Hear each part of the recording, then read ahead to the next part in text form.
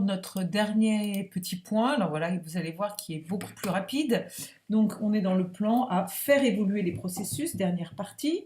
On a identifié ce que c'était que des processus, processus métier, processus support, première vidéo. On a regardé comment le SI, le PGI, pouvait optimiser les processus. On a parlé des flux de travail et notamment du travail à distance.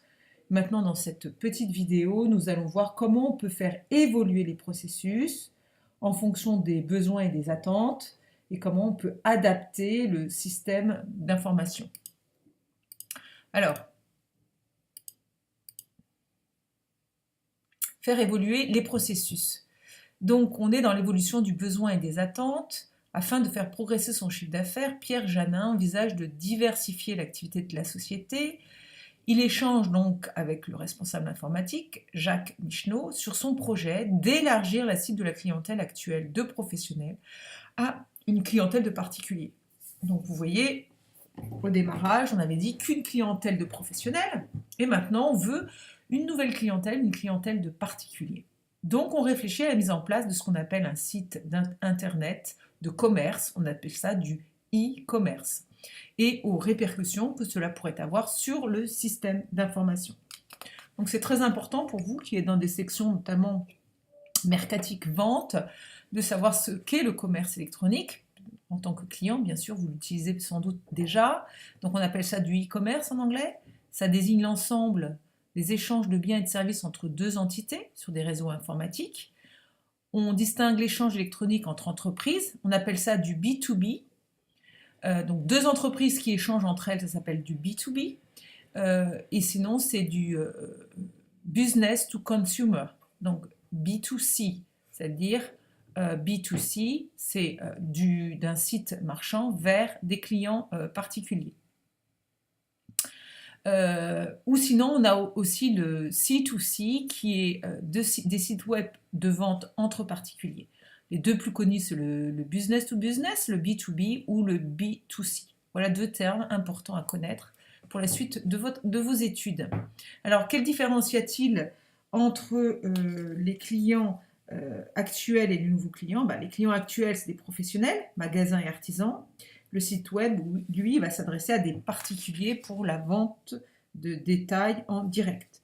De quel type de commerce électronique s'agit-il? Il s'agit donc, vous choisirez le bon, est-ce que c'est du B2B ou du B2C? Pourquoi toutes les informations reçues sont-elles transmises par le serveur HSBC? Donc vous voyez ici, on a les étapes d'un achat en ligne. Premièrement, l'acheteur navigue sur le site du commerçant, fait son choix et remplit son panier. Puis, il affiche tous les moyens de paiement. Il clique sur le moyen de paiement qu'il souhaite. Il se connecte au serveur HSBC qui lui renvoie un formulaire approprié.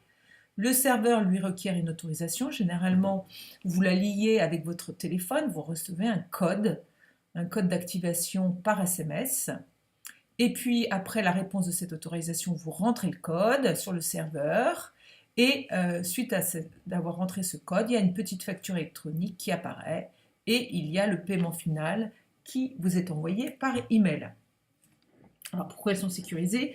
Bien sûr, ça paraît bien sûr normal. Tout ça, c'est crypté pour que les internautes malveillants ne puissent rien faire. Ce sont bien sûr des données extrêmement sensibles puisqu'on est sur du paiement. Après l'autorisation de paiement, à qui le serveur HSBC va-t-il le confirmer? Il va le confirmer par mail à la fois au vendeur pour qu'il puisse déclencher le processus de préparation de la commande et au client. Donc vous voyez, dès que ce sera validé, le client reçoit un mail de confirmation, mais le vendeur aussi pour qu'il prépare la commande. Un utilisateur éventuel sur le site fera-t-il une commande si un dispositif sécurisé n'était pas mis en place? Bien, aujourd'hui, on sait bien que les internautes sont de plus en plus informés et donc on cherche que des sites sécurisés. Vous savez, pour trouver un site sécurisé, vous avez un petit cadenas qui est fermé. Ou sur les sites sécurisés, vous avez une clé aussi fermée. Voilà, donc on fait très attention quand on paye de voir que ce sont des protocoles HTTPS hein, et non pas des protocoles HTTP. On pourra revenir sur ça en classe. Quelles conséquences sur la logistique? La société Janin aura la volonté de suivre la livraison d'un produit commandé. Eh bien, les internautes prennent l'habitude d'être informés régulièrement, donc ils veulent en savoir régulièrement où en est leur livraison, si le délai initial est respecté, si les délais indiqués pour les étapes intermédiaires sont respectés. Donc, le SI va devoir s'adapter à ces nouvelles attentes des clients, à savoir de connaître où en sont leurs colis, à quelle étape, et s'il y a des problèmes, eh bien, quels sont les types de problèmes, quels sont les délais. Donc, cette dernière va devoir s'adapter à cette nouvelle façon de commander en ligne. Voilà, l'adaptation du système d'information. Alors ici, qu'est-ce qu'on a? On a à nouveau un diagramme de flux d'informations générale. Et on vous demande quel nouvel acteur externe est concerné par le passage d'une commande en ligne. Eh bien, bien sûr, il y a l'acteur, l'acheteur, pardon, hein, qui est bien sûr important, mais vous voyez un nouvel acteur qui arrive, qui est la banque, et l'intermédiaire aussi. Il y a le site du e-commerce, hein, qui peut mettre en place un paiement sécurisé. Pourquoi la demande de paiement est-elle transmise par le site de la société? L'internaute va se connecter au site de commerce en ligne, hein, sur lequel il va commander. Le site va lui montrer si c'est disponible. Il va valider la commande si le produit est disponible. Et puis le site de e-commerce, lui, va faire une demande de paiement directement à la banque. S'il y a une confirmation de paiement, eh bien, il va confirmer l'acheteur. Voilà, donc tout simplement parce que l'acheteur va mettre ses coordonnées bancaires sur le site sécurisé. Donc la prise en compte de la commande par le vendeur ne sera prise en compte qu'après la validation du paiement par l'intermédiaire bancaire. Si le paiement n'est pas confirmé, bien sûr, la commande ne le sera pas non plus. Donc, quelle vision du système d'information, Janin, interne à la société, à l'acheteur? L'acheteur, il n'a aucune vision du système d'information, hein. Lui, il ne voit pas tout ça, il voit juste le site e-commerce. Le nouvel élément qui apparaît dans ce site, il est lié au fait, au PGI auquel l'internaute va se connecter. Donc c'est ça, le nouvel élément, c'est vraiment ce site e-commerce. Quels nouveaux échanges vont être mis en place? Alors, quels nouveaux échanges vont être mis en place? Ici, vous voyez, quels nouveaux échanges vont être mis en place? Eh bien, ici, vous voyez, l'acheteur va commander, il va faire une demande de disponibilité au PJ de la SARL, qui va lui répondre la disponibilité, lui-même va transmettre cette information à l'acheteur, qui va valider ou non sa commande. La société d'e-commerce, en tout cas l'interface va faire une demande de paiement qui va être confirmée.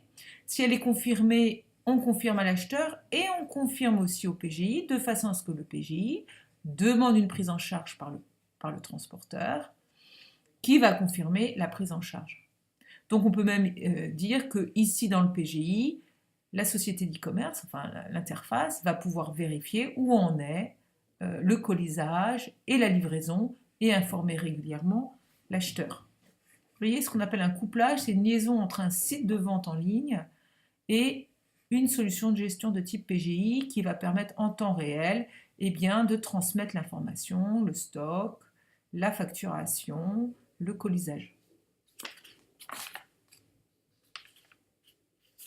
Donc bien sûr, pourquoi l'application de e-commerce doit-elle obligatoirement être en lien avec le PGI? Eh bien, pour pas que ce soit redondant, toujours pareil, pour pas qu'il y ait des informations qui soient erronées, des informations qui ne soient pas actualisées. Le site, ici, n'est que la vitrine proposant une interface permettant d'accéder aux produits proposés par la société. Donc ce site, ce n'est pas un second système d'information. Ce sont des systèmes d'information équivalents, ce sont les mêmes systèmes d'information. On peut dire que le e-commerce, c'est le système du PGI à distance. Voilà. Eh bien, nous avons terminé avec avec ce chapitre, je vais vous inviter à construire votre synthèse et à faire le point sur la question de gestion. Alors pour cela, je vais répartir le travail dans la classe en fonction du plan. Chacun aura une petite partie à faire sur donc maintenant vous connaissez, un Google Doc qui est en ligne.